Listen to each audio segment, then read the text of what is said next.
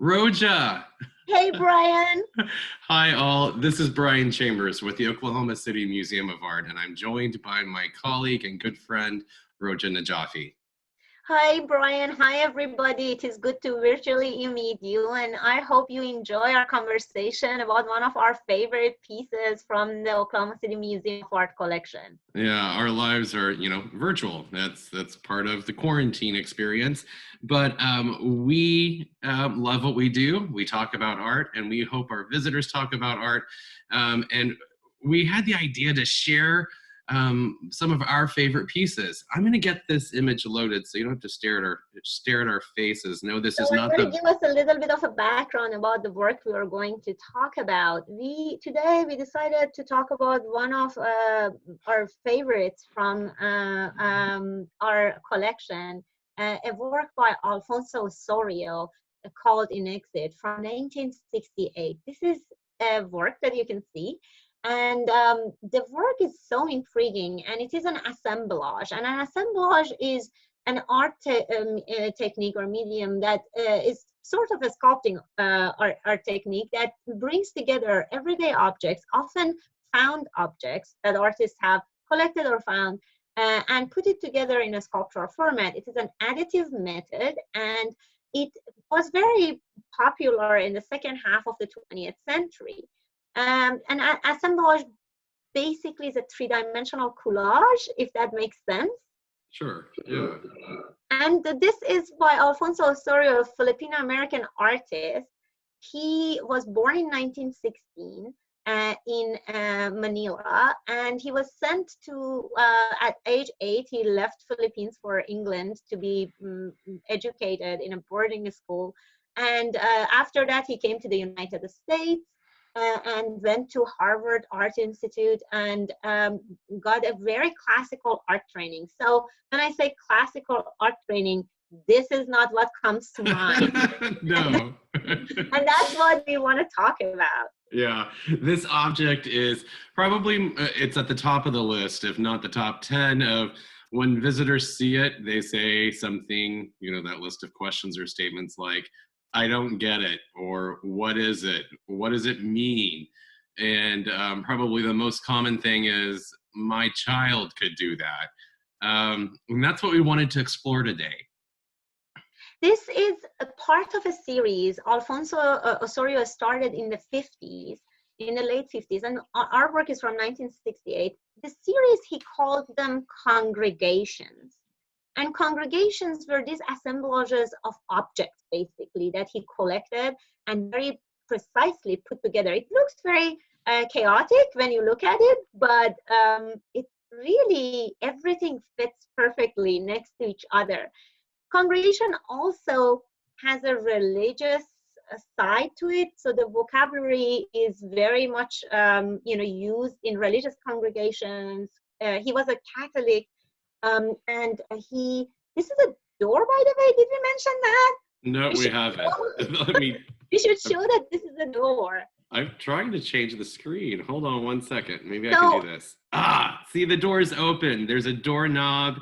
You can see. If you thought you are not going to see any objects in, you are here looking at some wax. Surprise. And some shattered mirror.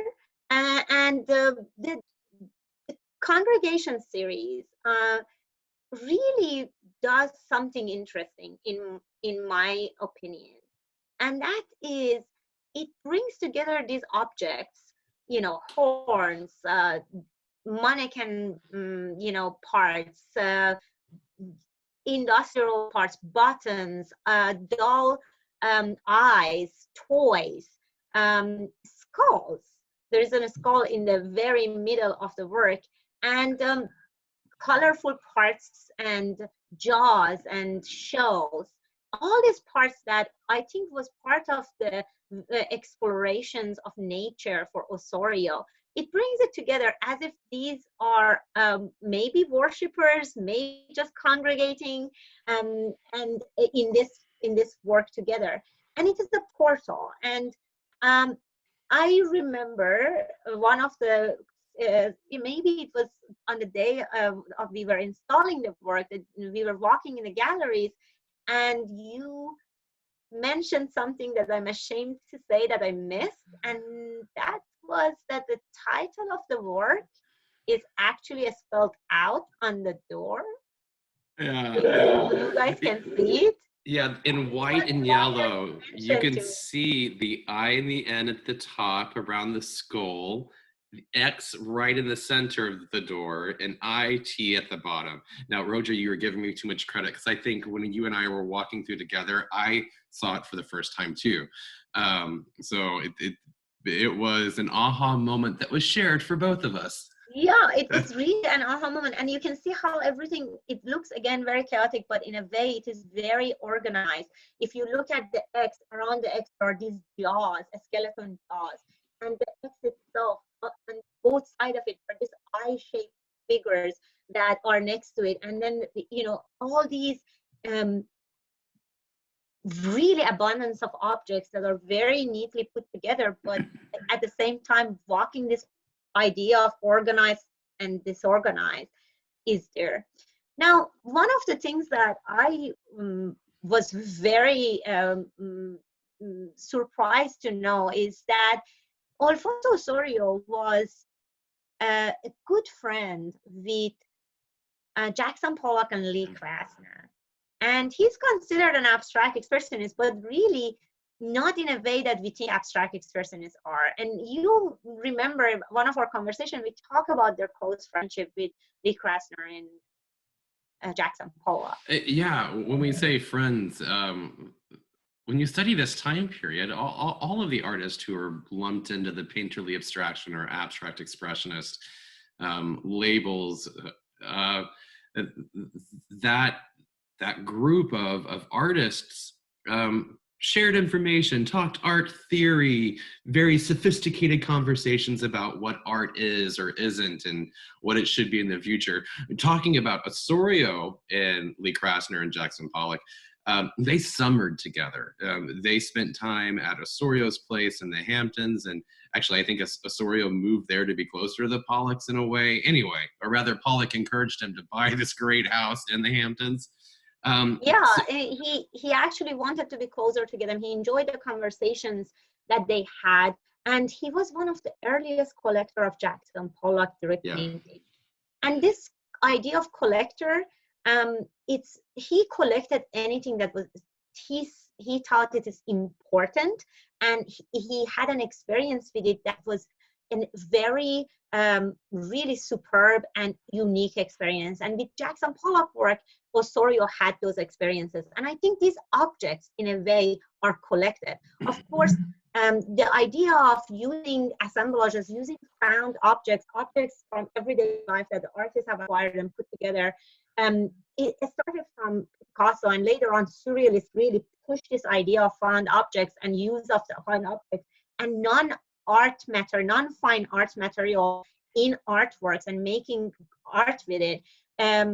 But Ossorio is doing this in a different way. It's a very conscious selection of work, and it's basically sought object rather than found object. He looks for these things to fit well within this composition. There's this fun quote that I found about Ossorio. It reads, Ossorio haunted hardware stores and junk shops. He broke dishes at home and ordered horns and bones by the dozens. So he wasn't...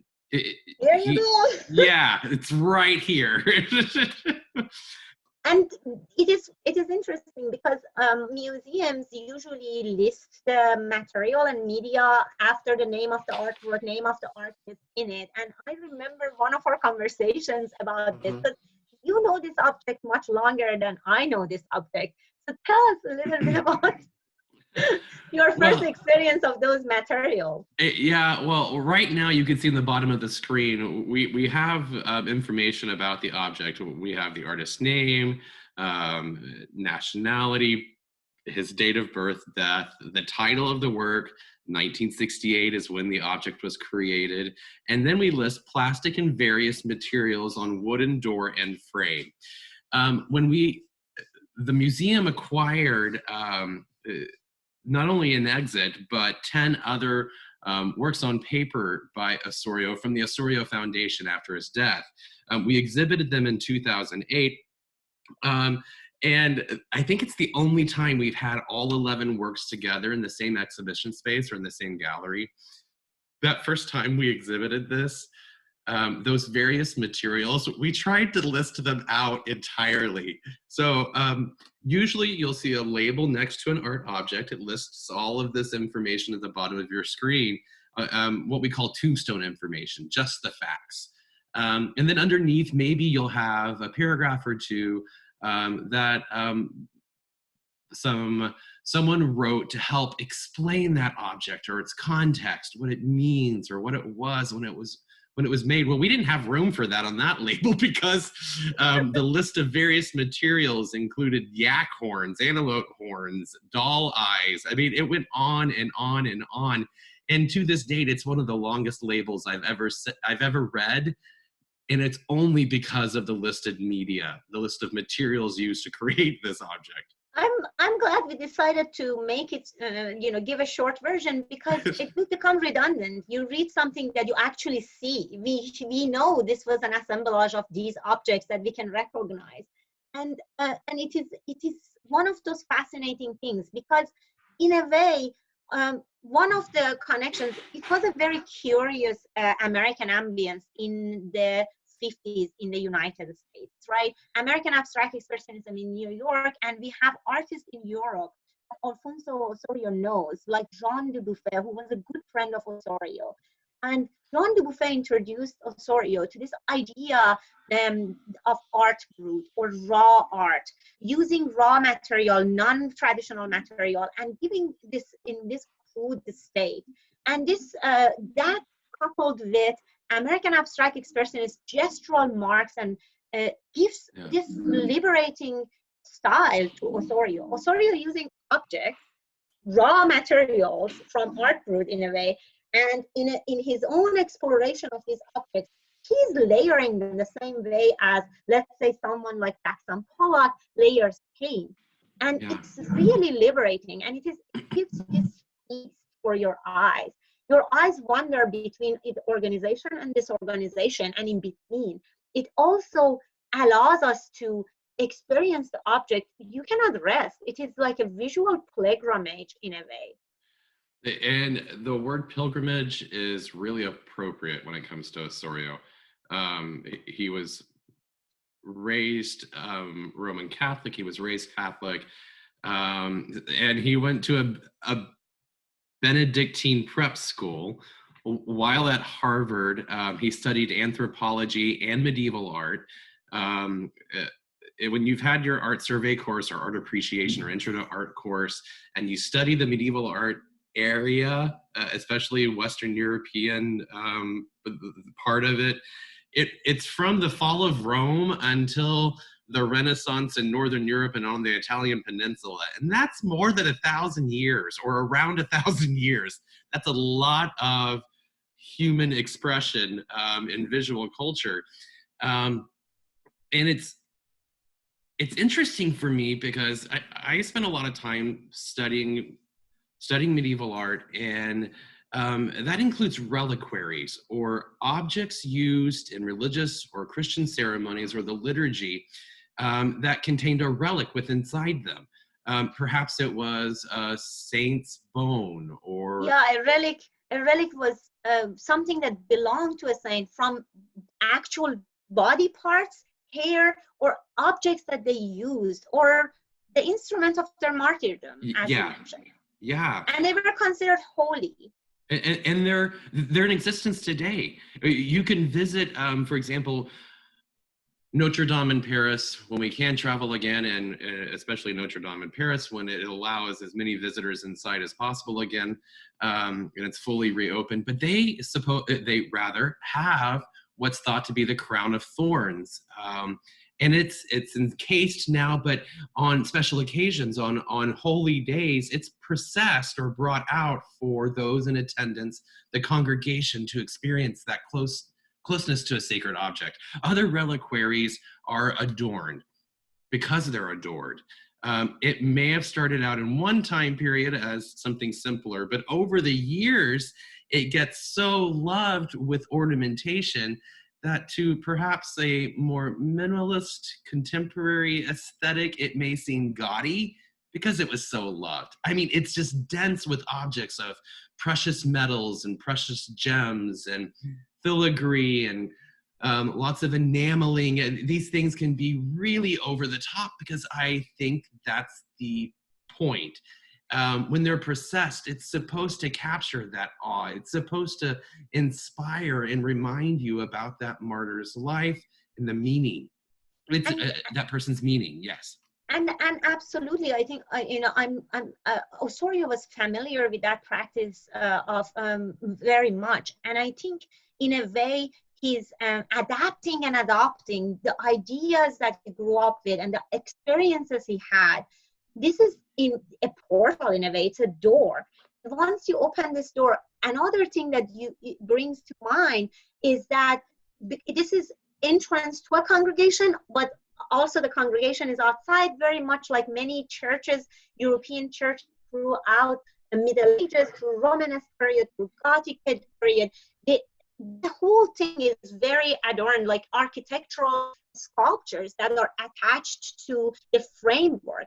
One of the things of this layering offers, besides the fact that this layering of important objects, but these are more modern objects, objects of significance to visually and to his experiences for Ossorio. It also talks about this idea that Ossorio is trying to move away from the surface of the two-dimensional works. He has many prints, he has many paintings, and at the same time, once he discovers the power, a visual power of he can bring in with assemblages, he starts leaving the surface and moving into your space as the physical space, three-dimensional space. At the same time, he remains on the wall. It's at the end of the day, it's a door. It's a door. It belongs on the wall. You mentioned this in the very beginning, but in this particular view, the door is open, and then you see the shattered, broken glass. If you look closely in the, if you can divide this image in half, on the bottom half and on the left-hand side, you can see the tripod on which the camera is trying to capture the image of this object in the exhibition. It is reflected in the mirror. It is a shattered mirror, and you can see and a mirror, what does a mirror do? A mirror or any reflective surface in a way expands your space inward and outward. And not only are those objects protruding into our space, because of the mirror, we're now absorbed into it. I think that's maybe a stretch, maybe a little too much of a metaphor, but at the same time, that visual pilgrimage that we're talking about, how our eyes wander and find new things all the time in this object, but when the doors open, you find yourself. And through your experiences and your feelings, and this object brings those in this, it's a congregation of those, not only the objects, the physicality of the objects, but also the immaterial feelings. And in a way, it becomes a portal between sacred and the real world, the sorrows and happinesses, the experiences that are so varied. And I really appreciate this, and I feel like if we record a video tomorrow, we are going to talk about so many other things with the same object. There was something that you mentioned about sacred and secular, or I don't. There's something about sacred that is ethereal. It's not of this world, and then we consider secular of this world. But there was a fun quote I found of Ossorio's. He wrote, the realization of how splendid things can be, even if they are horrible, inspire awe. And that's like art or religion. It even in the things that maybe make us shudder, or that's a real human skull, or there's something haunting about those babies' eyes glued to that humanoid form. I mean, all of that is the stuff of horror movies, but in this case, it inspires awe. There's something about the beauty of it. And in a way, our human experience is a link between what is tangible to us and what we feel, which is even more real in these experiences of art. Experiencing art in a way, or feeling art in a way, is a spiritual journey. It's very, not within any denomination, Sure. but it is in a way that visual experience of so much physicality, and at the same time the memories that are taken out of this physicality and bring them home or to the heart. I really hope that when this time is past and our museum is reopened, I hope that people come and see and experience this object in person. Yeah. Like this congregation, or what he calls congregations, I hope we can congregate again all together in the same gallery space, and not just you and I talk, but other viewers, other visitors share their experiences, and that's how we find meaning. Roja, I think we have to wrap it up there. Yes, and until the next time we have a conversation, I hope you all stay safe and be happy and healthy. You too, Roja. I miss you. I'll see you soon. Thank you. See you soon. Ciao. Ciao.